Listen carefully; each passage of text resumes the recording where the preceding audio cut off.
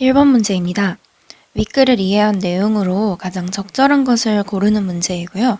지금 비의 종류 중에서 가랑비에 대해서 다루고 있는 제시문입니다. 바로 선지를 보시면 1번에서 가랑비가 내리면 물이 괴어 물웅덩이가 생긴다라고 이야기를 했는데 오히려 1문단 설명을 보시면 물이 고이는 곳은 거의 없다라고 나와 있기 때문에 적절하지 않은 선지가 되겠습니다. 2번 선지 보시면 지금 비의 종류별로 빗줄기의 굵기를 비교를 하고 있어요.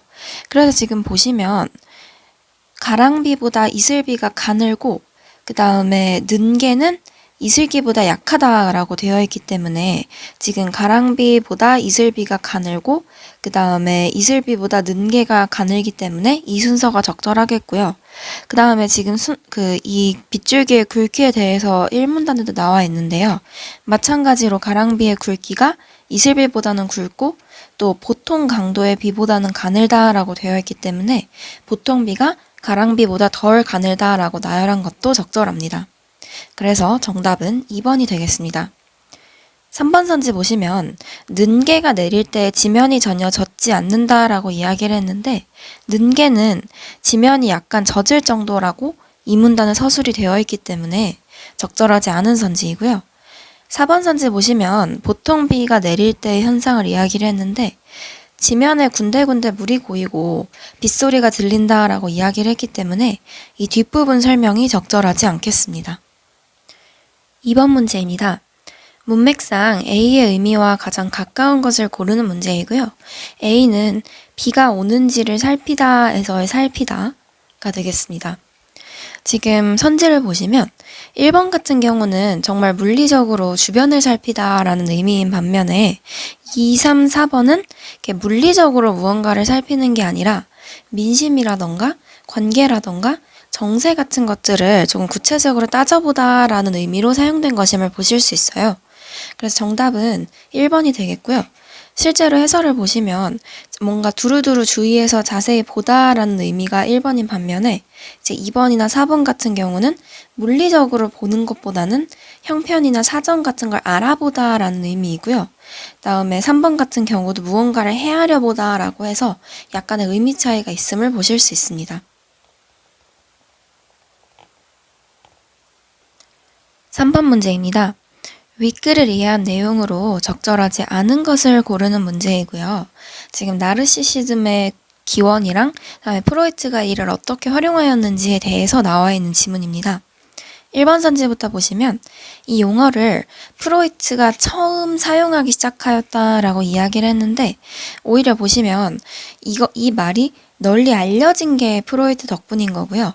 1문단에 보시면 독일의 정신과 의사 네케가 만든 말이라고 나와 있기 때문에 적절하지 않습니다. 정답은 1번입니다. 2번 선지도 보시면 그리스 신화적 요소가 포함되어 있다라고 이야기를 했는데 실제로 그리스 신화의 미소년과 연관이 되어 있다는 점에서 적절한 선지가 되겠고요. 3번 선지 보시면 누구나 나르시시즘을 경험한다라고 이야기를 했는데 유아기에는 누구나 자기 자신에게 리비도가 쏠려 있고 이게 1차적 나르시시즘이란 점에서 적절한 선지가 되겠습니다. 4번에 조현병에 걸릴 수도 있다라고 이야기를 했는데 이제 2차적 나르시시즘의 경우에 극단적으로 조현병이 나타날 수 있다라고 이야기를 하고 또 애정생활이 위기에 직면한다는 현상이 바로 앞부분의 부연 설명으로 나와 있기 때문에 적절한 선지가 되겠습니다. 4번 문제입니다. 문맥상 A의 의미와 가장 가까운 것을 고르는 문제이고요. A는 리비도가 외부의 대상에 향한다 라고 할 때 향한다입니다. 선지를 보시면 우선 4번 같은 경우는 무엇이 무엇에 향한다 라는 구조 자체가 아니기 때문에 적절하지 않음을 보실 수 있습니다. 실제로 이는 뭔가 물리적으로 나아가다 라는 의미가 될 것이고요. 그 다음에 1번과 3번 선지를 같이 묶어서 보시면 얘는 동일한 문장 구조를 취하기는 해요. 눈길이 소녀에게 향하다. 다음에 내가 남쪽을 향하다. 이렇게는 되어 있는데 이거는 문맥상 뭔가 물리적으로 마주하다. 혹은 정면이 되게 대하다. 이러한 의미거든요. 그래서 리비도가 타인에게 향하다. 라는 것과는 조금 다른 맥락으로 활용됐다는 것을 보실 수 있습니다. 정답은 2번이 될 텐데요. 이것도 마찬가지로 관심이 자신의 커리어에 향하다와 같은 유사한 문장 구조를 가지고 있고요. 다음에 뭔가 1번과 3번처럼 물리적으로 관심이 자신의 커리어에 마주하다라는 뜻이 아니라 관심이 자신의 커리어에 뭔가 집중된다. 이러한 방향을 취하게 하다라는 의미이기 때문에 리비도가 타인에게 향하게 하다, 리비도가 타인에게 집중되다 라는 것과 유사한 의미임을 보실 수 있습니다. 정답은 2번입니다. 5번 문제입니다. 윗글을 이해한 내용으로 가장 적절한 것을 고르는 문제이고요. 임금 피크제의 종류와 그 도입 여부 등에 대해 설명하고 있는 제시문입니다. 선지를 바로 보시면 1번에서 크게 3가지 유형이 있고 그중 정년 보장형이 가장 일반적이다라고 이야기를 했는데요. 3가지 유형이 있는 거는 맞아요. 그런데 이거에 대해서 추가적인 부연 설명이 없기 때문에 어떠한 유형이 가장 일반적인지는 제시문을 통해서는 알 수 없습니다. 2번 선지도 보시면 이 제도가 기업에게 더 이득이 된다라고 이야기를 했는데 지금 이 뒷부분에 장점이 나와 있긴 한데요. 이 부분은 지금 근로자에 관련된 장점이고 이 부분은 기업에 관련된 장점인데 어느 측에게 더 이득이 되는지는 마찬가지로 제시문을 통해 판단할 수 없습니다. 3번 선지에서 여러 선진국들의 정부 부처에서 전면 시행하고 있다라고 이야기를 했는데 지금 앞에서 선택적으로 적용하고 있다라고만 이야기했지 전면 시행하고 있다는 내용은 찾아볼 수 없습니다. 4번 선지가 자연스럽게 정답이 되겠는데요. 무효 판결의 원인을 정부에서 찾는 주장도 있다라고 이야기를 했는데 실제로 마지막 문장을 보시면 정부가 일관성 있게 정책을 집행했으면 무효 판결이 나오지 않았을 것이다 라는 의견이 있다는 점에서 적절한 선지가 되겠습니다. 6번 문제입니다. 임금 문맥상 A의 의미와 가장 가까운 것을 고르는 문제이고요. 근로자의 임금을 깎다 에서 깎다와 가깝게 사용된 것을 고르는 문제입니다. 지금 1번부터 보시면 우선 임금을 깎다는 무언가 금액이나 계산한 그 값을 깎다라는 의미잖아요. 그런데 1번은 이제 과일 껍질을 깎다 내지는 얇게 벗겨내다 라는 뜻이고요. 2번도 잔디를 깎다 라고 하기 때문에 뭔가 풀을 잘라내다 라는 의미가 되겠고요. 4번 선지도 보시면 미신을 깎다 라고 해서 뭔가 체면을 낮추다, 체면을 상하게 하다 라는 의미거든요. 3번을 보시면 예산을 깎다 라고 해서 임금을 깎다와 마찬가지로 어떠한 액수를 삭감한다 라는 의미이기 때문에 정답은 3번이 되겠습니다. 7번 문제입니다. 윗글을 이해한 내용으로 적절하지 않은 것을 고르는 문제이고요. 지금 RFID라는 무선인식 기능에 대해서 그 유래와 역사 등을 설명하고 있는 제시문입니다. 바로 선지를 보시면 1번 선지에서 태그가 패시브형이어도 리더기에 전력 공급이 필요하다라고 이야기를 했는데 실제로 마지막 문단에서 패시브형은 리더기에서 훨씬 더 많은 전력을 소모한다는 단점이 있다 라고 이야기를 했기 때문에 적절함을 보실 수 있습니다.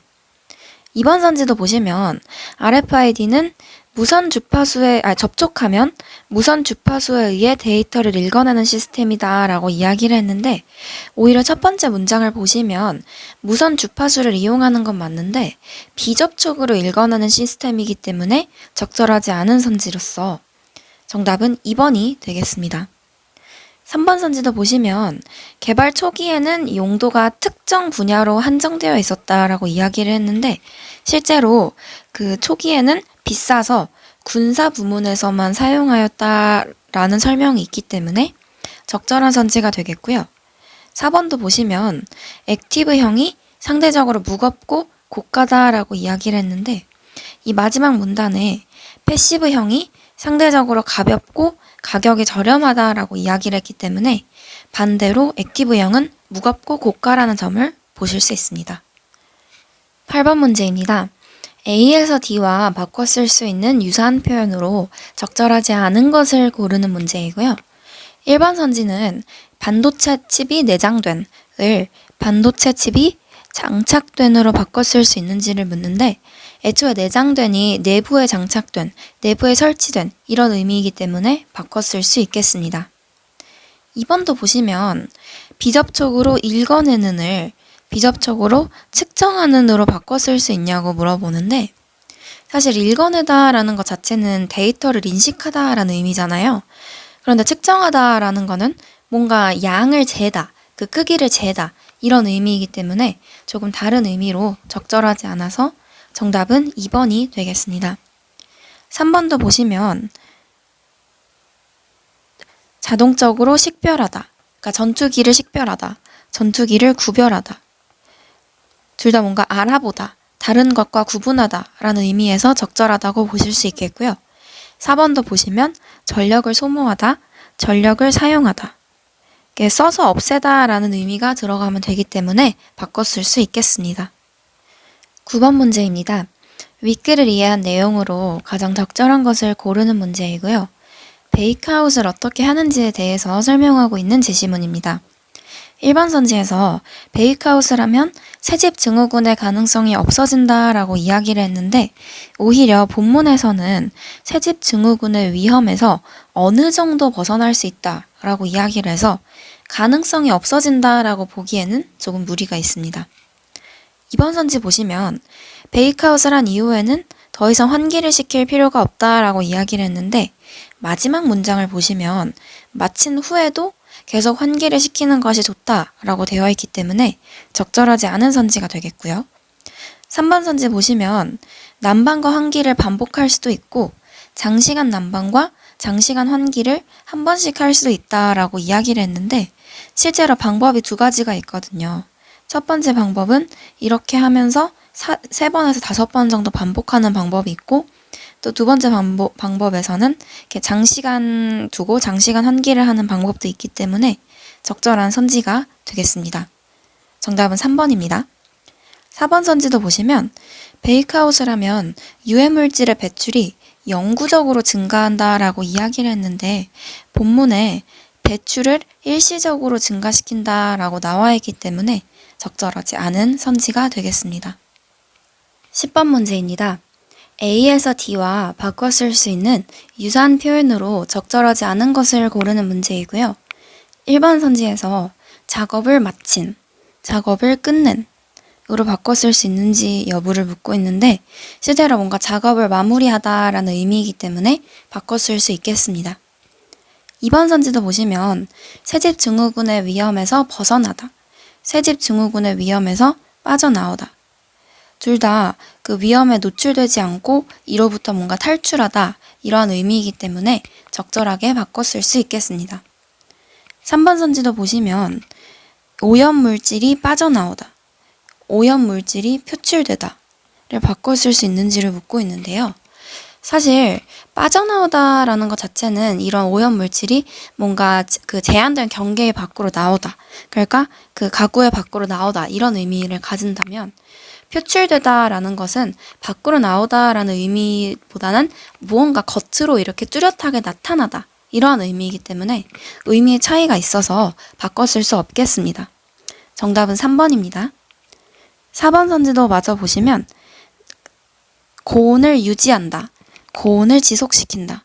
뭔가 계속해서 이 상태를 계속시킨다라는 의미이기 때문에 바꿔 쓸 수 있겠습니다. 11번 문제입니다. 윗글에 대해 평가한 내용으로 가장 적절한 것을 고르는 문제이고요. 애착이론에 관해서 설명을 하고 있는 제시문입니다.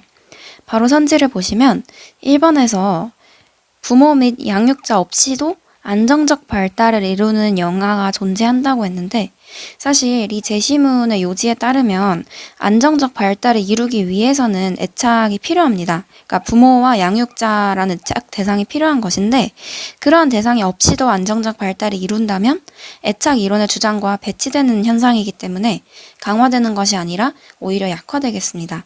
적절하지 않고요. 2번 선지 보시면 감정적으로 불안정해진 영아가 혼자 있고자 하는 경향성을 보인다 라고 이야기를 했는데, 오히려 제시문에 스트레스 상황에서 애착 대상에 접근해서 위안을 얻고자 한다는 내용이 있기 때문에 그렇지 않고 혼자 있고자 하는 경향성을 보인다면 이는 오히려 애착 이론의 주장을 약화하는 현상입니다.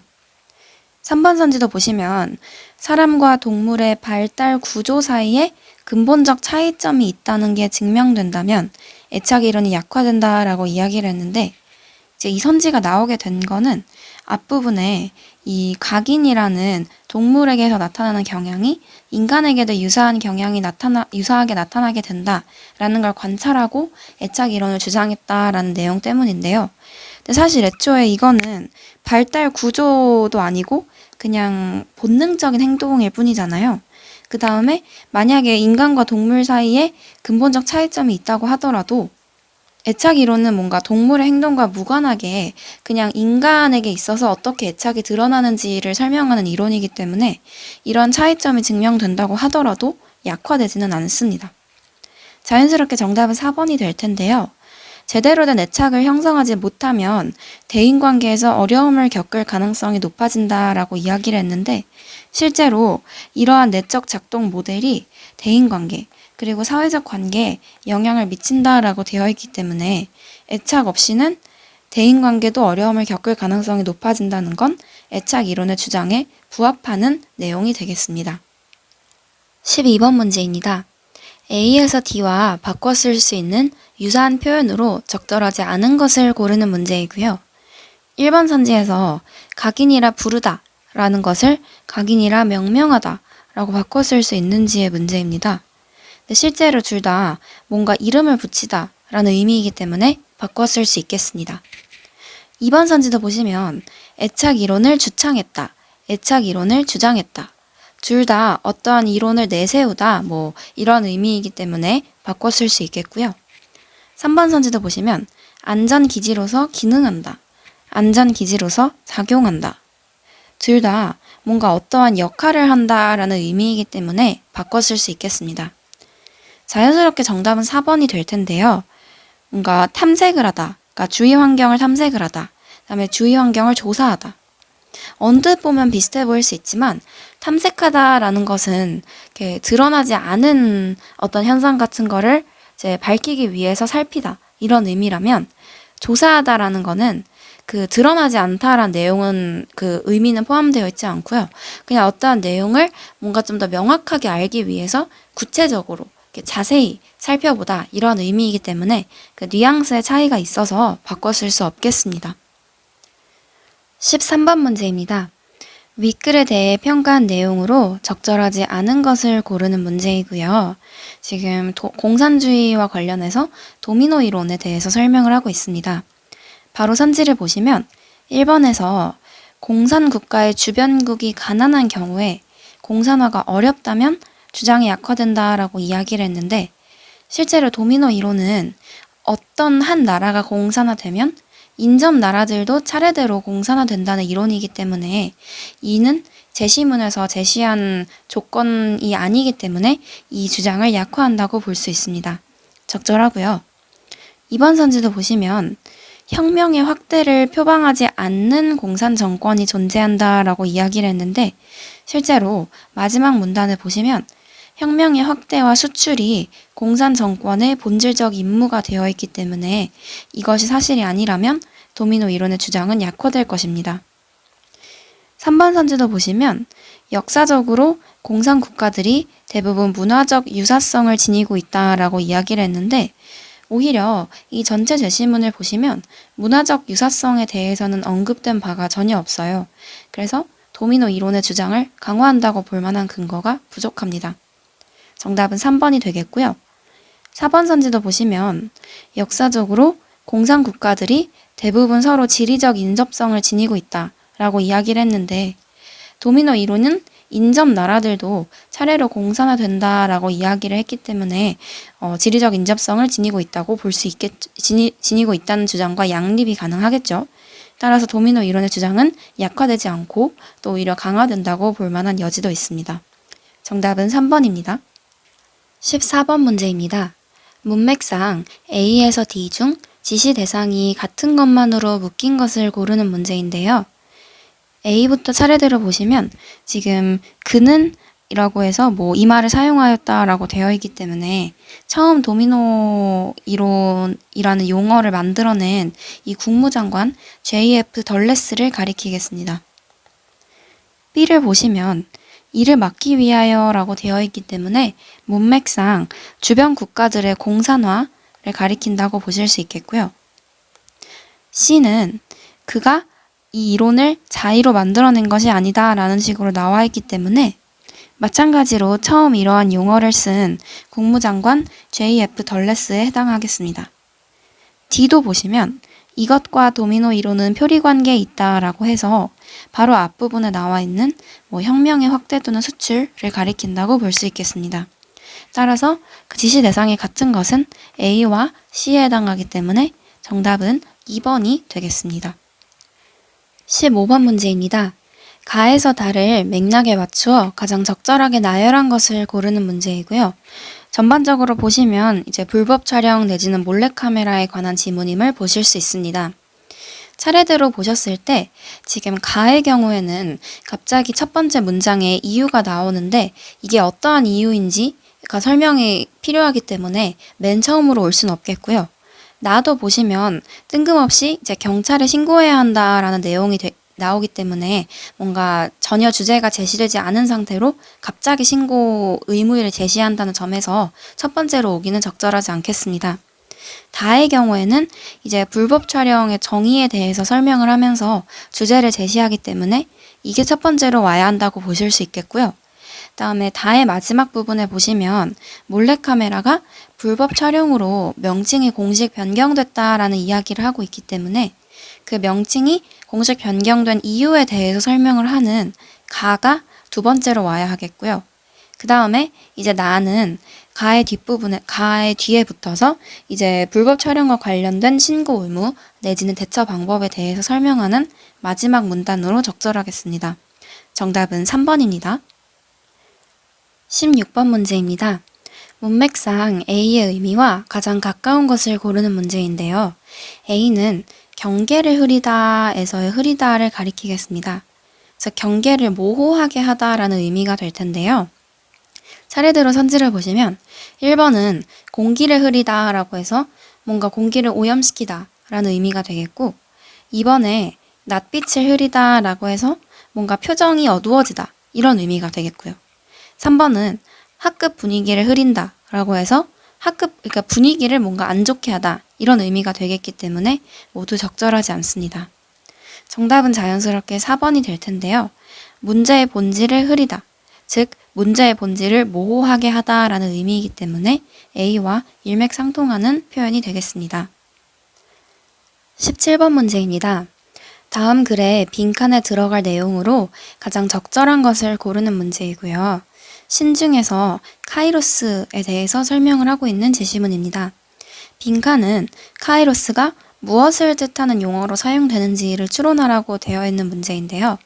일단 근거를 찾아보시면 앞부분에 이제 기회의 신이다 라는 용어가 있고 그다음에 뒷부분 문단에도 기회가 있을 때 정확하게 판단하라는 의미를 지닌다. 단호하게 결단해야 한다. 이런 의미를 지닌다라고 되어 있습니다. 지금 4가지 선지 중에서 기회가 주어졌을 때 그 순간 단호히 결단해야 한다 라는 의미와 유사하게 사용될 수 있는 것은 1번 결정적 순간입니다. 나머지 선지를 보시면 시간의 연속성이라고 했는데 시간을 뜻하는 건 맞는데 연속성에 대한 근거가 전혀 없고요. 그다음에 단호히 결단해야 한다라는 것까지는 맞지만 굳센 삶의 의지를 언급한 부분은 없습니다. 또 마찬가지로 고난과 역경에 대해서도 그냥 기회를 붙잡아야 한다라는 내용뿐이지 어려움이 있을 것이다 이런 내용은 없기 때문에 정답은 1번이 되겠습니다. 18번 문제입니다. 문맥상 A에서 D 중 지시 대상이 같은 것만으로 묶인 것을 고르는 문제이고요. 차례대로 보시면 우선 A에서 그의 자식이라고 했기 때문에 문맥상 이제 막내 아들이 언급된 제우스를 가리키겠습니다. 2번 선지도 보시면 그의 앞머리가 무성하다라고 이야기를 했는데 지금 계속해서 카이로스에 대한 외관 설명을 하고 있기 때문에 카이로스에 해당을 하겠고요. 3번 선지의 그들은 이제 그들이 쉽게 붙잡을 수 있다라고 이야기를 하기 때문에 앞부분에 사람들에 해당을 하겠습니다. 마지막으로 D 선지를 보시면 계속해서 지금 외모 설명이기 때문에 카이로스에 해당을 하겠고요. 그래서 같은 대상을 지칭하는 것은 B와 D로 정답은 3번이 되겠습니다. 19번 문제입니다. 다음 글에 기억에서 리을 중 어색한 곳을 찾아 가장 적절하게 수정한 것을 고르는 문제이고요. 제시문은 ECM이라는 장치에 대해서 설명을 하고 있습니다. 바로 선지를 보시면 1번에서 거울의 반사율을 높이는지 낮추는지가 문제가 되는데요. 이 장치 자체가 운전자의 눈부심 현상을 없애주는 장치이고, 다음에 뒷부분에도 이제 반사되는 빛 때문에 눈이 부시다 라는 내용이 있기 때문에 눈부심 현상을 없애려면 반사율을 낮춘다는 기존의 서술이 적절함을 보실 수 있습니다. 이번 선지도 보시면 지금 운전자가 눈이 부셔서 운전을 제대로 할 수 있게 된다라고 서술이 되어 있는데, 사실 운전을 제대로 할 수 있다면 굳이 눈부심 현상을 제거할 필요가 없잖아요. 그래서 운전을 제대로 할 수 없게 된다로 수정하는 것이 적절하겠습니다. 정답은 2번입니다. 3번 선지도 보시면 작동하지 않을 때에는 반사되는 빛의 양이 많다라고 했는데, 실제로 기억 선지를 풀 때 이 장치가 반사율을 낮추는 장치라고 지금 저희가 정리를 했기 때문에 작동하지 않을 경우 반사되는 빛의 양이 많은 것이 맞습니다. 그리고 4번 선지도 보시면 뒷부분에 이제 다양한 구조에 대해서 나타나 있기 때문에 모든 차량의 ECM 구조가 똑같은 것은 아니다 라는 서술이 나오는 것이 적절하겠습니다. 정답은 2번입니다. 20번 문제입니다. 문맥상 A에서 D 중 지시 대상이 같은 것만으로 묶인 것을 고르는 문제이고요. 차례대로 보시면 우선 A 같은 경우에 룸미러에 사용된다 라고 나와 있기 때문에 앞부분에서 설명했던 ECM에 해당을 하겠습니다. 다음에 B번도 보시면 룸미러에 반사되는 그것의 빛이라고 이야기를 했기 때문에 그것은 뒤쪽 차량 내지는 뒤쪽 차량의 전조등을 가리키는 용어라고 보실 수 있겠고요. 3번 선지도 보시면 그것이 작동하지 않을 때는 이라고 이야기를 하고 있기 때문에 지금 작동 여부에 대해 설명하는 ECM이 C에 해당하겠습니다. D의 경우에는 이를 거의 느끼지 않는다 라고 이야기를 했기 때문에 앞부분에 나타나 있는 눈부심 현상을 가리키겠습니다. 따라서 지시 대상이 같은 것은 ECM을 가리키는 A와 C로 정답은 1번이 되겠습니다.